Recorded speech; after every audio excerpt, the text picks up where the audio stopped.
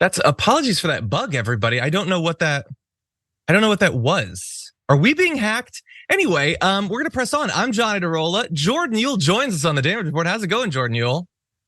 Oh, John, I couldn't be better. Yeah. I had a feeling that you would be excited about the news. And as everyone I think out there knows, knowing you, I'm talking about the Elon Musk story. Obviously, that's going to be important news. But no, today is like a historic day. It's a day that many people I think were waiting for, so they can express their thoughts about one of the most controversial figures in American political history. I think that Jordan is near the top of that list. So very excited to have you on the show today, Jordan. Thank you. And for all of you out there, thank you for joining us as well. In addition to, obviously, the Kissinger-related stuff, which we're going to get to in just a little bit, we're going to be talking about apologists for the massive civilian casualties in Gaza, Elon Musk maybe like reaching the edge. He seems in a dark place, and we're going to be playing video to demonstrate that. The UAW's planned next steps, I think, are incredibly exciting, and so we're going to get to that. And today could be like sort of D-Day for George Santos. So he has one final act that he wants to make in Congress. We're going to be talking about that, and then there's a billion other important things to get to too. So thank you for joining us. Please hit the like button, share the stream if you haven't already. And as always, we love your comments. We love your super chats and all of that. Send them in, and you might just get a $100 Blue Apron gift card. We'll be choosing one through the course of today's show. But with all that said, Jordan, are you ready to start the show? John, I was born ready. You were born ready. It's on your Wikipedia bio. Anyway, let's jump into this. At the ripe age of 100, Henry Kissinger, one of the most controversial, noteworthy secretaries of state and arguably war criminals, has passed. He made it to 100 because that's the way the world works. Doesn't make any sense. There's no rhyme or reason. There's no baked in ethics to any of it, but he made it to 100 and he has now passed. You can see a photo of him right here. Now, at a time like this, when someone who has been so big in American politics for so long, it is important to give them credit for what they were able to accomplish. He advised, I think, 12 presidents. And so we're going to be critical of him, obviously, but I want to give him credit for some of his most important contributions. So he helped prolong the Vietnam War. That's great. Expanding that conflict into neutral Cambodia, facilitated genocides in Cambodia, East Timor, and Bangladesh, accelerated civil wars in Southern Africa, supported coups and death squads throughout Latin America. And according to one analysis, can be fairly directly given the responsibility for the deaths of 3 million plus people, that's a lot. I mean, that's very difficult for anyone. Veteran war crimes prosecutor Reed Brody said there were, quote, few people who have had a hand in as much death and destruction, as much human suffering in so many places around the world as Henry Kissinger. And, I'm not an expert on Henry Kissinger's life or anything like that. And there's amazing books in journalism done on his record. But I will just say that it would be a difficult task, not impossible, but a difficult task to come up with many more people who were more responsible for more suffering, death, devastation than Henry Kissinger. And perhaps even harder than that, it would be almost impossible to find someone who had done more damage and had expressed less regret through the course of his incredibly long life than Henry Kissinger for his whirlwind tour around the globe of supporting almost all of the, regressive, horrendous, violent political movements, piling up mountains of corpses, thanks to his direct advocacy and direct control. So, bye. Anyway, Jordan, what do you think? Henry Kissinger finally died. What the evil ones always live so long? Like, that's my 100 question. years old.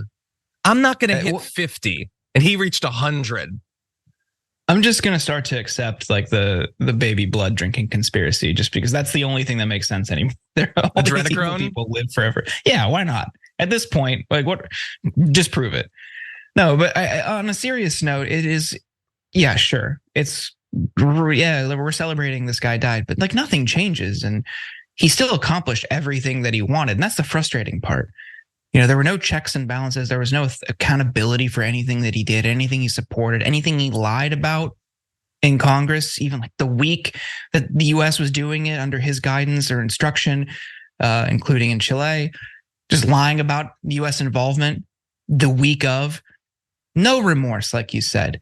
And yeah, it's always like fun to celebrate when evil people with terrible legacies die, but more often than not, it's at the end of their life surrounded by family and peace and quiet, with having no punishment for anything they did, no trial, no persecution, nothing.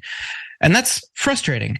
And it reflects a systemic problem that people like that can go their entire lives committing unspeakable atrocities, unspeakable acts of violence, killing in this case, and being responsible for millions of deaths around the world, governments overthrown, leaders tossed out, people tortured, long-lasting generational effects because of one person, and nothing happens. And that's a systemic problem. We have a system where the powerful elite celebrate, defend, welcome that person, and protect them for decades. It paves the way for other people like him, like Elliot Abrams. Never going to face any real repercussions for anything that he's done. He's still getting government positions. He's still in prominent positions. He's still got access to people in power. So yeah, it's good he died, but like nothing ever came his way that would punish him or even slightly frustrate him for anything that he did. That is true. Thank you, Buzz Killington, for pointing out those unfortunate truths. Yes, now you're keeping it real. You 100% are. And there are some people in the audience, I love you all, who believe that sure, he didn't suffer any consequences before his death, but perhaps after it, there is some formulation of an afterlife where he will face some sort of judgment. I unfortunately can't fall back on that, but this is one of the few times where I kind of wish I could, unfortunately I can't. So, yeah, he did what he did. He was criticized for decades. And I think that, as time went on, more and more people understood who he was and what his real legacy was. But it never, as Jordan points out, really mattered all that much, aside from some student protests and a couple critical documentaries. As late as like 2016, Hillary Clinton was still like, yeah, he's my good friend. He's my inspiration. He's why I wanted to get in this, like, Jesus. And was still, getting awards and giving speeches and going to dinners and living it up, basically, despite a truly historic level of devastation all over the world. And meanwhile, if you steal some cigarettes, you could get gunned down. If you run a light and you get the wrong cop who pulls you over, you could be shot in your seat. Like, you could suffer lifelong consequences for almost nothing.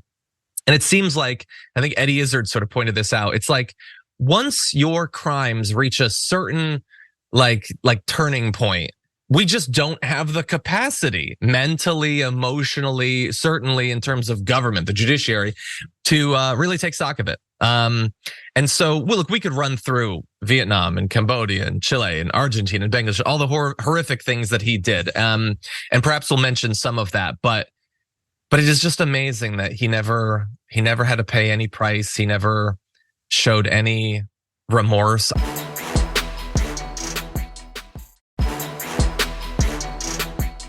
I want to read a quote.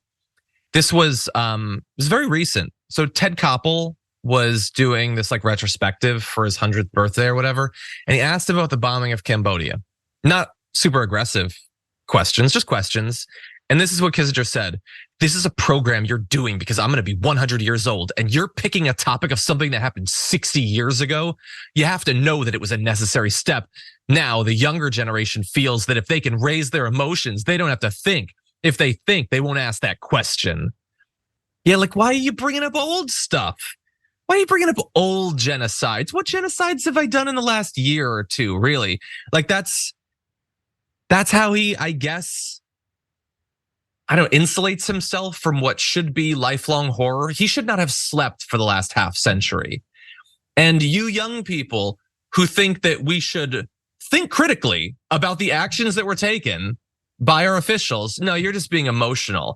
You're being emotional about the millions of dead. You should be intellectual, like a sociopath about them. You shouldn't have any emotional reaction whatsoever. So, and that was like yesterday. Like, at the end, he still, at least publicly, would not admit to any remorse or responsibility for any of it. Jordan. Yeah, oh my God, my cat is getting in front of the camera. That has never happened on the show before. Today truly is a historic day. Just great timing, Thana. Thank you. There's definitely a two-tiered justice system in this country, like you're talking about, and people in power, whether it's Kissinger or even people like Trump or the Clintons or Hunter Biden, wherever you fall on the political spectrum, you recognize it. People don't face any punishment, really. Even with the insider trading in Congress, that seems so blatant, nobody faces any repercussions. Yeah. But for this, sure, definitely didn't face any international punishment, in part because the U.S. is effectively withdrawn from the ICC. But it's also just that we didn't know about the depths and the scale for years, because Access journalists, certainly not a new phenomenon, they covered for him because they wanted to retain that access so they can continue getting stories, getting interviews. We didn't know about it because they lied about it. They denied involvement. And only later did investigative journalists find out just how bad it goes. Even recently, we learned about the innocent death tolls being even greater than what was previously estimated. Yeah. So the lack of transparency, the reliance on access by journalists making this problem worse, covering for horrible people in our government. The reason younger generations are so outraged by it in some part is because they're just learning about it getting worse. So that he even was pressed on it is shocking, but good. I don't. Yeah. That's a rarity when you look at his entire career. Nobody really did that. Yeah. It certainly took a very long time. And look, obviously, it was a lot easier for the government to hide things. And, an earlier phase, of American history, there was far less real journalism, far less independent journalism going on. That made it easier. People to enthusiastically bought into, jingoistic arguments for why we need to do stuff. Obviously, it has been a centuries-long project to try to get Americans to give a damn about anyone who isn't exactly like them. That's a project that continues and isn't going very well even at present. So you can imagine how hard it was to get people fired up about the wanton slaughter of non-Americans around the globe decades ago. But yeah, at least today, there will be some criticism, there will be some raw conversation, and no doubt there will be attacks on the people who engage in that. So let's briefly pause as we're discussing Kissinger's death to just talk about a bit of our philosophy, because it seems like, Jordan, you're on the same page as me on this. You're often told not to criticize people when they pass, no matter how bad they were. You're the bad person if you point out the horrific things that they did. If you show any schadenfreude or whatever in the death of a horrific person, a criminal, a war criminal, then you're the bad person. You should be showing more decorum and showing respect. And clearly, we don't agree with that necessarily. But what are your thoughts about whenever that argument is deployed? That doesn't faze me at all. You can't tell me who I can't celebrate or grieve or whatever. It's just very weird, and it's only applied to politically powerful people that they were friends with, that they needed access from. Like, it's ridiculous. They would never do that for really anybody else. Certainly nobody powerless. The evil people eventually die. That's a reality. Like, you don't suddenly become good because you die. And it's so weird to me that everyone has this knee, especially people in the media or in politics, have this knee-jerk reaction when someone dies, even if they are objectively horrible. And, if they're doing that, I think that reflects certainly how they see this person, how they see, in this context, U.S. foreign policy and the military-industrial complex. They don't care about people around the world. They go back to the jingoism that you talked about. It is interesting, though. I think people were primed and ready for it. And you have seen a couple Democratic members of Congress, not even members of the squad, although I'm sure they're relieved or happy or have the same views as us. But Jim McGovern, for example, like not like a super progressive firebrand. He's out there tweeting that Kissinger's legacy is a bloody one and that people shouldn't be really trying to whitewash anything that he has done. There have been a few others, and that's unique.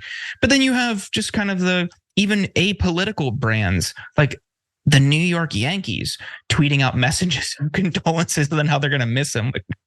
Just stick to. This is the case where it's like, yeah, stick to sports, please. What are you doing?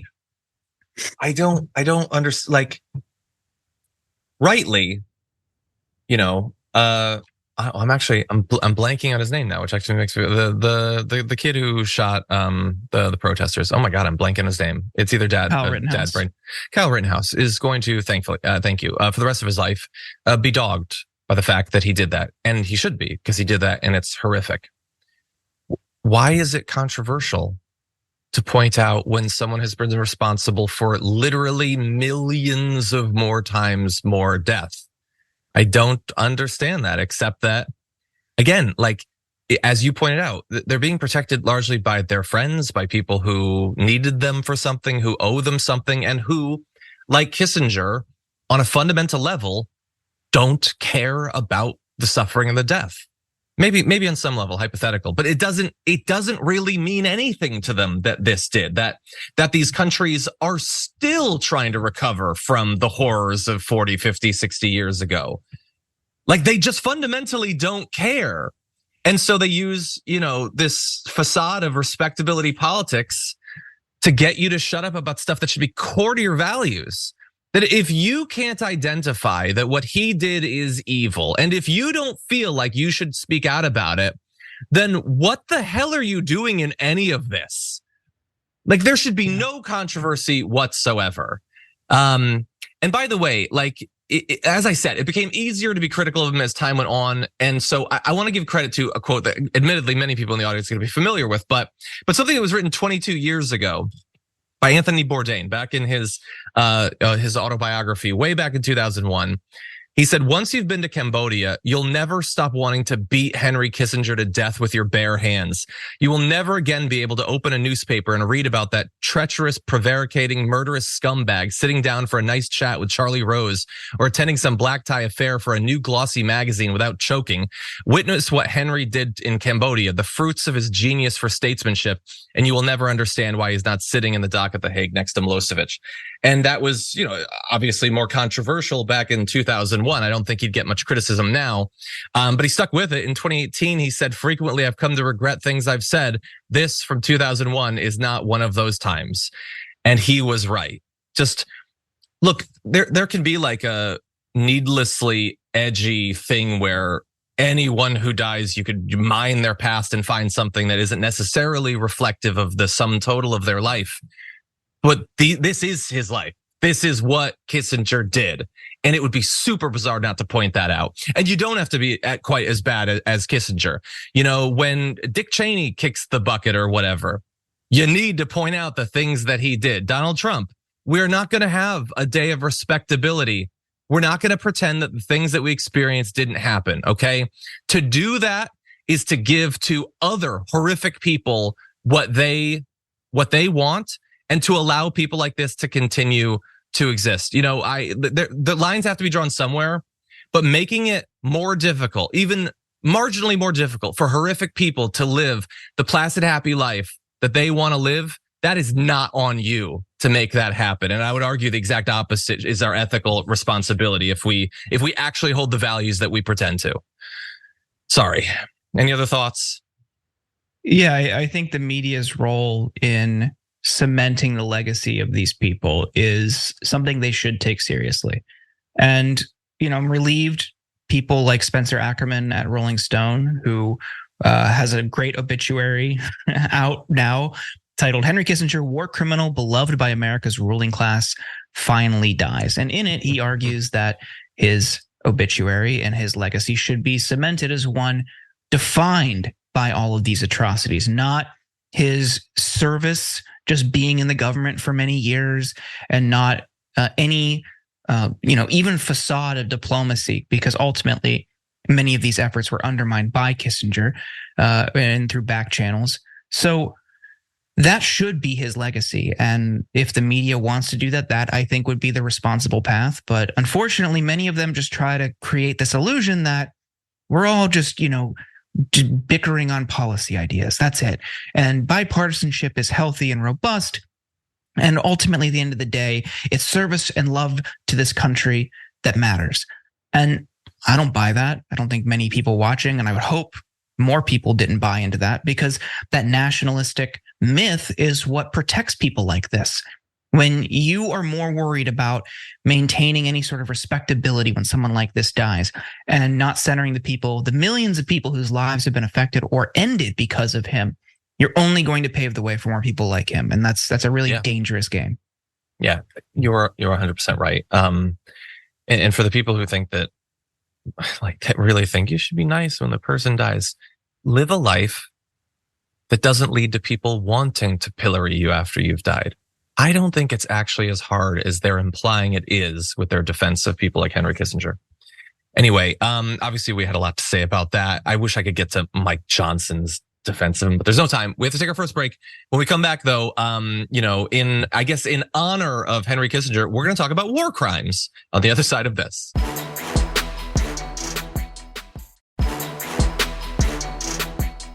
Okay, we're going to continue talking about war crimes with this. We've had Defense Minister Gallant.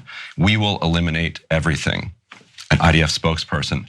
Our focus is on damage, not on precision. Agriculture Minister Avi Dichter. We are now rolling out the Gaza Nakba. Gaza Nakba 2023. That's how it'll end. Israeli Heritage Minister Amahai Eliyahu said a nuclear bomb is, quote, one of the possibilities. Finance Minister Bezalel Smotrich. We need sterile zones in the West Bank. Israeli President Isaac Herzog. It's an entire nation out there that is responsible. This rhetoric about civilians not aware, not involved, it's absolutely not true. They could have risen up. They could have fought against that evil regime. Another former Knesset member, there is one and only solution, which is to completely destroy Gaza before invading it. I mean destruction, like what happened in Dresden and Hiroshima without nuclear weapons. Would you join us in condemning that as well? So I condemn nothing that the Israeli government is doing. Which I guess, knowing Ted Cruz, is hardly a surprise. It's difficult to watch though when Ryan Grimm so expertly lays out all of these utterly unacceptable comments from officials and former officials on the Israeli side, saying that no. Like, I know some people say that it's just like an accident or whatever, or it's just because of the human shields. No, we want to kill as many people as possible. Now, that is not everyone, obviously, in the Israeli government, and plenty of officials never say anything like that, but many have, as he just shotgunned through all of those comments. And that was not enough to get Ted Cruz to back off of his unflagging defense of the current military strategy, not of like the idealistic, like the ideal strategy for dealing with Hamas, or accepting like, there's been some horrific accidents, but like the overall mission is still. No, he's fine with what's happening right now, and Ryan Grimm is going to press him, but it's not going to work. Take a look. There is a qualitative difference. The Israeli government does not target civilians. They target military targets.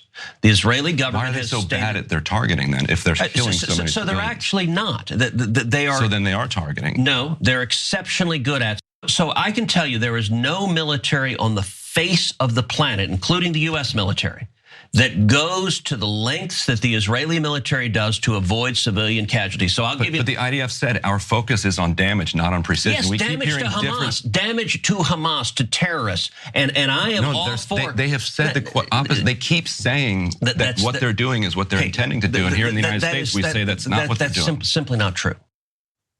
Yeah, Ted Cruz remains, as always, a possum-faced weenie. Okay, what he actually believes is, I don't care that the civilians are dying. And to his credit, he's advocating for more of them to continue to die because he doesn't think the military strategy needs to change at all. But he is fleeing, tail tucked between his legs, from the indisputable quotes that Ryan Grimm is saying. The quote was not, we don't care about precision, we want damage to Hamas. It's, we don't care about precision, we want damage. That's a defense of what's happening. And again, doesn't mean that that's what everyone believes. And you can have, I guess, some sort of nuanced argument for why we should find acceptable the fact that over 15,000 civilians have died. But that's not what Ted Cruz is doing. He's saying this is good. They're good at targeting. It doesn't matter that the 15,000 have died. They're doing a bang up job. There's no notes. Just keep it going. Current sitting senator. Jordan, what do you think? If this is an issue that Ken Klippenstein and I just talked about on my podcast yesterday. So we have a ton of new information around the civilian death toll. And in comparison, the New York Times surprisingly did a decent story sizing it up to similar conflicts. But the people quoted in there, I'm talking former Pentagon advisors, were talking about how horrific this is. In part, it's because of the size and the scale of the weapons used in such a densely populated area. They're using 2,000-pound bombs in Gaza, which in places like Jabalia refugee camp is one of the most densely populated places on earth. They're saying they're doing this to take out underground infrastructure, but they don't show any regard for the people living there. Dropping leaflets or just releasing social media messages isn't effective when you've cut off communications for people and they don't have anywhere to go, because they're also still, by their own admission, bombing places in South Gaza. But for the historical comparison, we're on pace to pass the civilian death toll from Afghanistan. This is 20 years of conflict in just a couple months. Think about that. 20 years in Afghanistan, and the civilian death toll in Gaza is already poised to surpass that in just a couple months. Yep. There is no tactic, there is no caution, there is no concern. This is deliberate. And of course, like you said, it's not surprising that Ted Cruz would defend it, but that there isn't any outcry from the majority of the Democratic Party, that the Biden administration that tried to frame at the beginning of their tenure, tried to frame their international relations and foreign policy approach as uplifting and protecting human rights. There's right now, even despite these numbers, are set to lift all restrictions on U.S. weapon stockpiles that Israel has access to there. Yeah. They've tried to cover up what arms we're giving to Israel. They have no real concern or regard for people who are living there. And it's like you see in some of these comments from Israeli officials, those are certainly adopted, even maybe quietly, by US officials. They're all complicit. And that's just how they see it. They do not care about people who die there. I don't understand how we cannot all come together around the idea that it is unacceptable to talk about nuking Gaza. I understand that we're in divided, partisan times. I feel like we should all be able to agree that you can't nuke Gaza. But Ted Cruz cannot agree on that. He could say, that's obviously crazy, but that's not what we're seeing. They're just dropping 2,000. He doesn't even do that. He won't condemn talking about nuking a densely populated urban area that you can't leave. And this is, again, as I always point out, this is not, a conversation on October 8th, hypothetical about, is it acceptable to start to drop these bombs? This is after 15,000 deaths, and he has no problem with it. He is an utter sociopath and a coward, as I pointed out. And I just want to quickly buttress what Jordan was saying. Washington Post had some these, by the way, are out of date. The numbers are worse now. Thousands more have died. But for when it was just 4,000 children who had been killed in 1 month, this was a comparison of children killed in major conflicts, casualties over time. And you can see there's no comparison for how many children had been killed in as short a span of time. Yes, way more children have died in Syria, and God, I hope we don't pass those numbers, although there's every reason to believe that within a few months we will. But that was after over 100 months. This is 1 month. And you can see the monthly average child casualties in conflicts. The comparison is to Syria, Afghanistan, Yemen, Iraq. Devastating, horrific wars. And they barely register on the chart. And Ted Cruz, a guy who is pro-life, no problem with it. No problem whatsoever. Jordan, I want to give you a chance for a final comment, but also I want to make sure that people can listen to your conversation with Ken Klippenstein. So could you start by telling people where they could hear that? Yeah, so the show is called The Insurgents. It's at insurgentspod.com or any podcast provider. I thought it was a really good conversation. One of the parts that he also brought up was the tactic question, right? So they're using an aerial campaign in a densely populated area. And that is something the US has certainly shifted to over the past few decades, because it's much easier to sell that war domestically because you don't have as many of your troops coming home in body bags. You don't have them coming back in caskets. So when you're just dropping bombs on people who have nowhere to go or in densely populated areas, and you're not sending in as many ground forces, they're certainly not going into the tunnels, and they certainly didn't at the onset. It's easier to sell this war in perpetuity. It's easier to create a sense of forever war. And that's what the US has done. That's what Israel's doing here. Mm-hmm. And Israeli officials have made it quite clear after this resumes, after this temporary pause ends, they're going to resume what they were doing, and it's going to be even worse. The defense minister made that clear last week. So it's on everyone to fight for a permanent ceasefire. If you're concerned about the hostages, which every pro-Israel and pro-IDF talking head in the media uses as their first line of justification for what Israel is doing in Gaza. They took hostages. Okay, and a ceasefire is what's bringing them back. So why aren't you joining this call for a ceasefire? You could read into that about people's character, what they want, what their outcomes, their desired outcomes are. But it seems like it's not really about the hostages, is it? No, and yeah, as someone who does actually care about them coming back, I can't tell you how happy I am that it has been extended the several times that it has, and that we've had more days of transfers. And I would love to see that happen until all the hostages and prisoners that shouldn't be in prison have been transferred. But there are other people who, as you point out, they're champing at the bit to get this started again. And as you alluded to earlier in our conversation, we've already been told about how the ramping up of the bombing in South Gaza has been previewed. We did a video about it, which unfortunately most people don't see because and it's one of the things that makes me most sick to my stomach. Nobody really seems to care about what's happening over in Gaza and Israel, so people don't watch videos. But anyway, we're going to talk about it regardless. People were told flee to the south, flee to the south, and now the bombing is going to be coming to the south.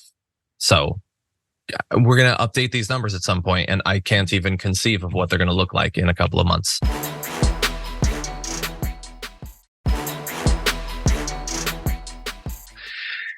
Anyway, okay, I think we're going to take our next break because our next story is going to be very long. There's a lot of video, but understandably so. I just want to end by just pointing out, just because I wanted your very quick reaction, Jordan. Mehdi Hassan's show, it was just announced, is being canceled, which seems like, since it was one of the few that did critical, hard-hitting, dogged interviews, I just imagine you might have thoughts. So briefly, what do you think about that?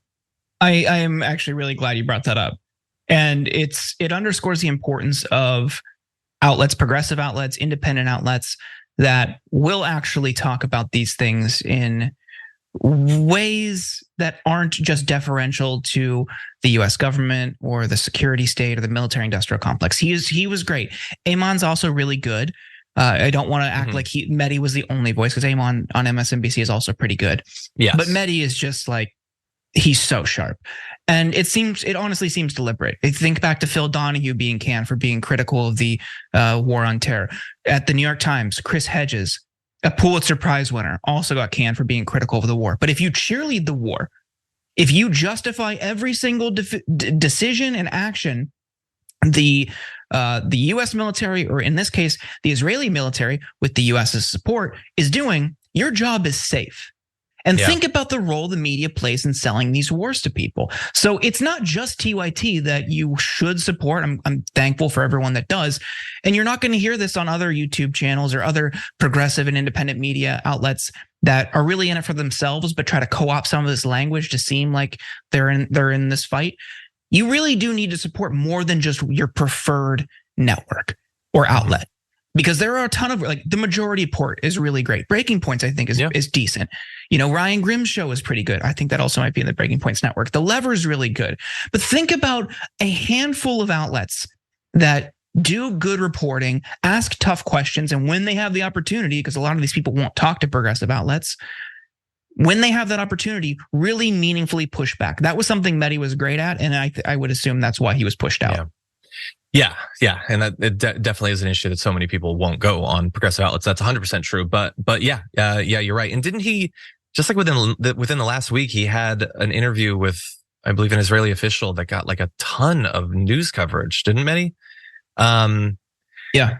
Anyway, I'm sure there will be a story about why they had to can him. And who knows, maybe he'll get another show in a different time slot or something like that. But I'm not seeing that. The announcements about what's to come doesn't include that. And you're right. He's not the only person who's doing good work, but the particular thing that he brings, he is the best at on mainstream sort of like centrist Democratic network. So yeah, that is unfortunate to see. And as you point out, it's not the first time something like this has happened. There's definitely a pattern. I mean, you could throw Cenk into that as well. Not particularly for criticisms of war efforts, but criticisms of the Obama administration, and he was canned for that. So, yeah. And weirdly, young people don't want to watch those networks that much. I wonder why. Anyway, with that said, we do have to take a break. We'll be back with more.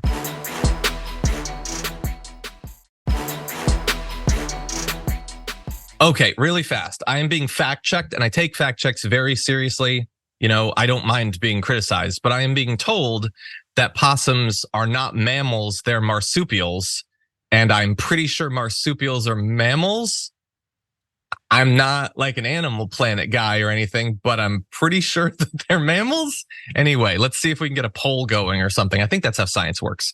Anyway, with that said, we have a lot to get to, and it's weird. Let's jump into it. There's a public perception that that was part of a apology tour, if you will. That this had been said online. There was all of the criticism. There was advertisers leaving. We talked to Bob Iger today. I hope they stop. You hope? Don't advertise. You don't want them to advertise? No. What do you mean? If somebody's going to try to blackmail me with advertising, blackmail me with money, go f*** yourself. But go yourself. Is that clear? I hope it is. Hey, Bob, if you're in the audience. I'm not sure that there has ever been a bigger gap between a person's self-image and who they actually are to others. God, was that cringy and try hard. The repeating it, trying to get a reaction, just the way he's sitting. Man, he thinks that he's clever and edgy and tough, and I mean, it's impossible to get through to him, but Jesus. Anyway, so he's saying that he doesn't even care that advertisers have fled Twitter because of his anti-Semitic comments. Doesn't seem true considering he's trying to sue Media Matters because he thinks they're responsible for it. So he's like, I'm not crying at all, but he clearly is. But what bothers me is less him telling the advertisers to F off. I don't care about the advertisers or about his platform. Is anybody else noticing how weird he's acting in this video? I'm going to play a little bit more, and I just want you to like see his body language, the pauses, how awkward the entire thing is. Take a look at this. if you believe that this is the one part of your business where you will be beholden to those who have this view, what do you do? F-Y. I understand that, but there's a reality too, right? Yes. No. I mean, Linda Yaccarino's right here, and she's got to sell advertising. Absolutely. So, totally. No. Actually, what this advertising boycott is going to do? It's going to kill the company. And do you think that and the whole world will know that those advertisers killed the company, and we will document it in great detail. Okay, he's going to continue on whatever he thinks that point is. And look, there's a lot there that, Jordan, we need to dive into, like what he thinks the definition of blackmail is, the fact that the CEO is telling the world that the $44 billion social media purchase he made is going to die. There's a lot of issues there, but just again, I don't watch him all the time, and I understand that I am biased. I despise him more than perhaps anyone else in the world. But does it not seem like he's either in the grip of like existential depression or some sort of chemical that had the feel of like last words to me? I don't know. Maybe I'm exaggerating. What do you think, Jordan? It strikes me as somebody who has filled positions at various companies that he controls, fill those positions with people who are just yes men and yes women. And everything that he has said, everything that he has done, everything he thinks that will elicit a positive reaction, they will happily oblige because they want to keep their jobs.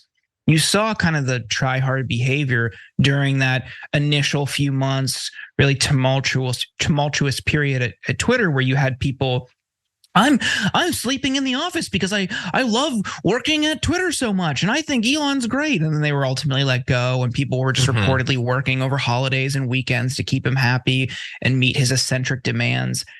He has cultivated a culture there where people will just say yes and laugh to everything that he says and does. And playing out here, it just seemed, the simplest explanation for me is that you're in a room where you are saying nonsensical things about business practices in a room filled with people who are there to think about, hear about business practices. And that's not going to play there. And then he admits it eventually. Oh yeah, this advertiser boycott, the primary source of revenue for this company, it's going to kill us if it dissipates. And just 30 seconds prior, he was saying GFY, and I don't want your advertisers, to one of the biggest advertisers on the planet. Good luck. No one's going to laugh to that because they only see you as a failure. Yeah, I don't like. Again, I have tried for years to get through to people that he is not the genius that you have been sold that he is. And I'm wasting my time. It's clearly not going to work. But like, this guy is the CEO of 6 different companies because he's apparently an expert on coding, automobile manufacture, rockets, tunneling, social media, all of that. He definitely knows about all of those things. And he's really involved in their activities on a daily basis as he's tweeting for 16 hours a day. But there he's saying effectively, he takes no responsibility for the advertisers wanting to leave the platform. And by the way, maybe they left because of the anti-Semitic comments. I don't know. I don't even think that was necessary. They should be leaving because the platform has been turned into a living hell that nobody wants to be on, which seems like a problem. But in response to that, his reaction is to throw a hissy fit in front of advertisers and say, well, whatever, it'll kill the company. And then the consolation is supposed to be that not that he can save the company. He doesn't have any ideas. So yes, you should keep him as your CEO of Tesla and all that. This is a guy who just gives up as a result of not wanting to take responsibility for his own behavior. But his consolation is that he'll be liked more than them. Take a look at this. Those advertisers, I imagine, are going to say, we didn't kill the company. Oh yeah? They're going to say, tell it to Earth. But they're going to say, Elon, that you killed the company because you said these things and that they were inappropriate things and that they didn't feel comfortable on the platform, right? That's what they're going to say. And let's see how Earth responds to that. What is any of this supposed to mean? He thinks, yeah, well, I don't want them to come back, and it might kill this $44 billion investment, but whatever. Earth will be on my side. But he doesn't care. He goes on to say in the interview, I have no problem being hated, which might be the biggest lie ever. There has been even Trump doesn't crave adulation and praise as much as Elon Musk. But this is a guy that apparently is willing to let the company die rather than change course because people will blame Disney more than him or whatever. I don't even know. And this is a guy who's clearly going through a bunch of stuff. There had been reporting a couple weeks back that Twitter staff almost called the cops during one of his tantrums because he'd locked himself in his office at Twitter and they were worried he was going to hurt himself. And that was apparently in the wake of when he got booed at the Dave Chappelle concert because he honestly believed that he would go on stage and everyone would cheer for him. Because as Jordan points out, he surrounds himself with people who've been chosen just because they love him, or at least will pretend that they do. This is his personal problem. It should just be his personal problem that ideally you go to therapy for. But instead, he's put in charge of all of these different companies that he's not qualified to run. He's not psychologically capable of running. And we're just watching this. And I honestly, I'm very critical of him and everything, but this feels like the sort of thing that is a warning sign of something bad that could happen soon. I don't want to be an alarmist or whatever, but this is a public meltdown on a scale that we don't often see. It's like he's got apocalyptic dark thoughts that he is putting out onto Disney, but that are his to deal with. This is a response to his actions and statements, and he takes no responsibility, as he never does. Any final thoughts? It's funny to see, like you said, people are more and more seeing through his facade. He's not this uniquely skilled genius who can run every company efficiently. He certainly has no idea what he's doing. He's tanking this platform. He bought it because he wanted to be popular and well liked on it. And the let's let Earth decide thing, again, just seems like his echo chamber of people who will just say, oh, great, masterful gambit, sir, brilliant, sir, to everything that he tweets or does. That's who he expects to take his side. And later he was pressed on the Disney thing. He implied that everybody would just boycott Disney in retaliation. Nobody's going to do that. People do not care. And especially on the right, where most of his base is now, they definitely aren't going to care. They're not going to just stick with it long enough, because the next movie that comes along or the next opportunity to go to a park, and they're certainly not going to stop watching ESPN. They're going to engage with Disney in one way or another. Yeah. Yeah, the closest you can come to a boycott of Disney is Jordan's refusal to watch MCU movies, but that's really it at this point. Still going strong. Still going strong. Anyway, we are running out of time, but I want to talk more about cars and whether they'll be made. Let's jump into this. We've shown the world that this industry is harming workers and consumers to the benefit of company executives and the rich. And it's time that the working class did something about it. To all the auto workers out there working without the benefits of a union, now it's your turn. So go to uaw.org/join. So fresh off of really big victories with negotiations with Ford and GM and Stellantis, the United Auto Workers, the UAW, is now going to the next phase. And that is their attempt to unionize 150,000 plus workers across 13 different automakers. Massive names: Tesla, BMW, Mercedes-Benz, Hyundai. And so there is reason to believe that this could succeed, because they played hardball with these three big companies. They won massive gains for the workers.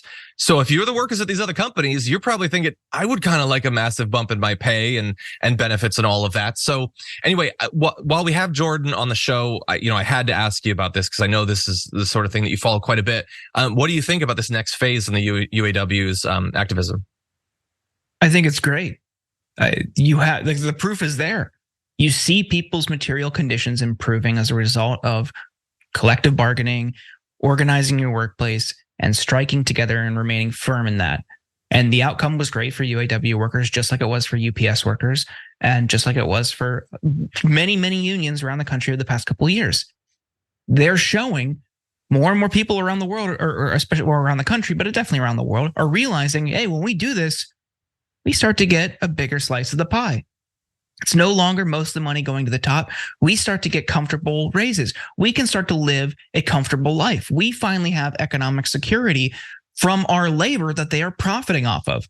I love it. I love the way the UAW has operated over the past couple months. The president has been captivating in how he's run that union. I'd just leave it at that. I love the direction they're taking, and I would love to see more car plants unionized. Yeah, the change in strategy about how they actually do the strikes, I thought was just fascinating to watch, and obviously very effective. They won workers an average of about 25% raise over 4 years, and a number of other benefits, and getting to maximum wages faster. And we've already seen ripple effects that have helped a lot of workers who are not at unionized auto manufacturers, including VW, Nissan, Hyundai, Honda, Toyota, and Subaru. They've raised their wages after this because they're worried about it coming to them next. But anyway, considering prior efforts to unionize some of these auto manufacturers, including Tesla, have been unsuccessful because people like Elon Musk absolutely despise workers and humans in general. They find them to be an unfortunate inconvenience that they'd love to replace with robots, but can't just yet. I love having vigorous leadership at the UAW, and I can't wait to see how successful they are in winning gains for so many more workers who are doing important and difficult work. That is unfortunately the time we have for the first hour of the show. Huge stories that we've had to jump into. For those of you who are on the live show, though, there's more to come in the aftermath, including George Santos. He has one last chance to get something done in Congress, perhaps. Wait until you see what it is. And then we're going to jump into media double standards on what you're allowed to say about the other side. Some work by Media Matters that I found to be fascinating. And did BLM endorse Donald Trump? We're going to weigh the evidence. We'll be back in just a few.